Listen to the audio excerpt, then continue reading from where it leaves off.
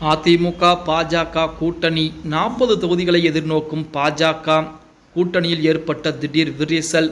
நண்பர்களே, அதிமுக தொண்டர்களாக இருந்தீங்க அப்படின்னா மறக்காம நம்ம சேனலை சப்ஸ்கிரைப் பண்ணிட்டு இந்த வீடியோக்கு ஒரு லைக் பண்ணிருங்க. அனைத்து இந்திய அண்ணா திராவிட முன்னேற்ற கழகத்தை பொறுத்த வரைக்கும் கடந்த ஓராண்டுகளுக்கு முன்பாகவே அதிமுக பாஜக கூட்டணி என்பது உறுதியாகிவிட்டது. அதுவும் அதிமுக பாஜக கூட்டணி என்பது உறுதியாகுவதற்கு நமது எடப்பாடி பழனிசாமியோ மற்ற நபர்களோ நேரடியாக டெல்லி பயணம் சென்று டெல்லியிலே கூட்டணியை உறுதி செய்ய கிடையாது. அதற்கு மாறாக நமது உள்துறை அமைச்சர் கூடிய அமித்ஷா அவர்கள் சென்னைக்கு வந்து 2 நாட்கள் காத்திருந்துதான் அதிமுக கூட்டணியை உறுதி செய்துவிட்டு போனார் அப்படிங்கிற தகவல் நம்ம அனைவருக்கும் தெரியும். இப்படிப்பட்ட ஒரு சூழலிலே அதிமுகவை பொறுத்த வரைக்கும் இந்த முறை பாஜகவிற்கு கடந்த முறை கொடுத்த தொகுதிகளை விட சற்று அதிகமாக கொடுப்பதற்குத்தான் இதுவரைக்குமே பார்த்தீங்க அப்படின்னா கலாய்வுகளை மேற்கொண்டு வச்சிருக்காங்க. ஆனால் பாஜக கிட்டத்தட்ட 40 தொகுதிகள் வரைக்கும் எதிர்பார்க்கிறதா. 50 தொகுதிகளை அதிமுகவிடமிருந்து கேட்டு பெற்று அதிலே 40 தொகுதிகள் வரைக்குமே அதிமுக கூட்டணியின் மூலம் போட்டி போடுவதற்கு தற்சமயம் பாஜக புதிய முடிவுகளை எடுத்திருப்பது அதிமுகவிற்கு மிகப்பெரிய ஒரு சிக்கலை ஏற்படுத்தி இருக்கிறது அப்படின்னு தான் சொல்லியாக.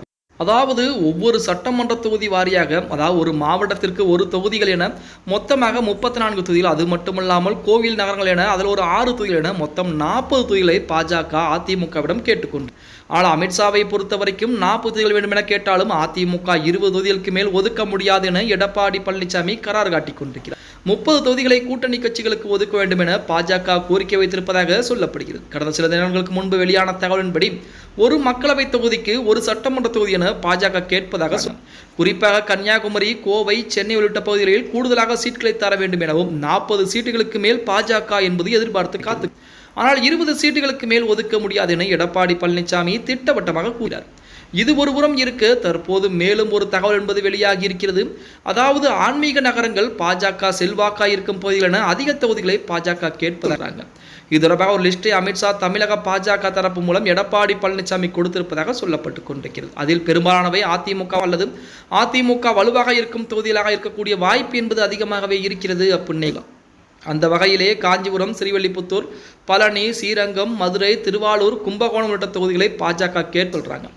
ஏற்கனவே அங்கு அதிமுக வேட்பாளர்கள் போட்டியிடக்கூடிய ஒரு சூழலில் தயாராகி கொண்ட நிலையிலே புதுக்கதையாக புகழ்பெற்ற கோயில்கள் இருக்கும் தொகுதிகளை பாஜக கேட்பது அதிமுக அரசியலிலே மிகப்பெரிய ஒரு பரபரப்பை ஏற்படுத்தி கொண்டிருக்கிறது அப்படி சொல்லலாம். இது ஒருபுறம் இருந்தாலுமே விஜய் பிளஸ் அதாவது அதிமுக, தமிழக வெற்றி கழகம் என இந்த 2 கட்சிகளுமே கூட்டணி வைப்பதற்கு காரணமாக இருப்பது பாஜக இருப்பதனால் தான் நமது தமிழக வெற்றி கழகம் அதிமுக கூட்டணியிலே இணையாமல் இருக்கிறது.